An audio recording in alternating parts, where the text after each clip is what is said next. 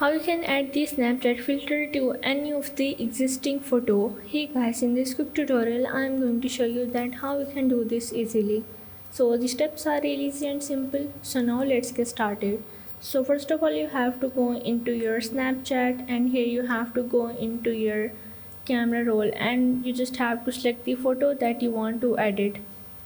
And after that, here is the option of the send to or the edit. You have to click on it, and after that you have to go back and you have to go in the camera roll.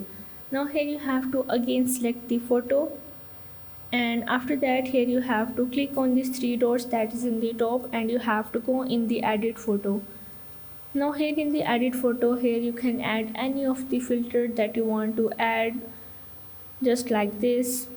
And if you want more filters, you just have to click on this slap icon and you are able to add it. So this is how you can add any of the Snapchat filter to your existing photo.